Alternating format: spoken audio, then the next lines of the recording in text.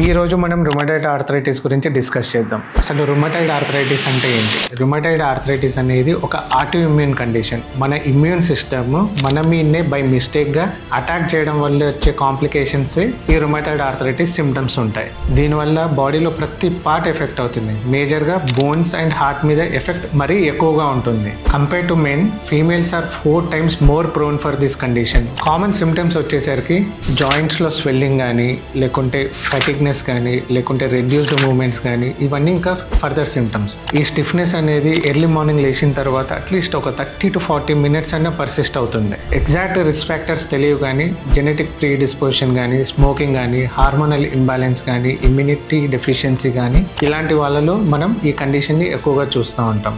దీన్ని డయాగ్నోస్ చేయడానికి RA factor కానీ, యాంటీసీసీపీ కానీ, బ్లడ్ టెస్ట్ లాంటివి చేస్తూ ఉంటాం. ఎఫెక్ట్ అయిన జాయింట్స్కి ఎక్స్రేస్, ఎంఆర్ఐ కూడా యూస్ఫుల్ అవుతుంది. ట్రీట్మెంట్ అనేది వచ్చిన కండిషన్లో ఇన్ఫ్లమేషన్ని తగ్గించడానికి, ఫర్దర్గా డ్యామేజ్ జరగకుండా ఉండడానికి స్పెషల్గా తయారు చేసిన డ్రగ్స్ ఉంటాయి, డిఎంఆర్స్ అంటాము. ఇవి ఓన్లీ రుమటాయిడ్ కండిషన్ కానీ ఆటో ఇమ్యూన్ డిజార్డర్లో పర్టికులర్గా వాడాల్సిన మెడికేషన్స్. ఈ మెడికేషన్స్తో మ్యాక్సిమం డిజీజ్ని కంట్రోల్లో పెట్టడానికి వస్తుంది. ఈ కండిషన్ అనేది ఒకసారి వచ్చిన తర్వాత మళ్ళీ పోదు. దీన్ని మనం కంట్రోల్లో పెట్టడానికి మాత్రమే ఈ మెడికేషన్స్ అనేవి డోస్ అడ్జస్ట్ చేసుకుంటూ యూజ్ చేయడం జరుగుతూ ఉంటుంది. స్ట్రెస్ లెవెల్స్ తగ్గించుకోవడం, physical therapy, life style changes, food habits changes will also help in reduction of symptoms. Rheumatoid arthritis కండిషన్ని ఇగ్నోర్ చేస్తే జాయింట్స్ అనేవి సివియర్గా డ్యామేజ్ అయ్యి డిఫార్మిటీ స్టేజ్లోకి వెళ్ళిపోతాయి. వాటికి కంపల్సరీ సర్జరీ కానీ, రీప్లేస్మెంట్ ప్రొసీజర్స్ కానీ చేసుకోవాల్సిన అవసరం పడుతుంది. సో ఎవరికైనా రుమటాయిడ్ ఆర్థరైటిస్ ఉంటే కంపల్సరీ ఈ రీల్ని షేర్ చేయండి, వాళ్ళని అవేర్ చేయండి.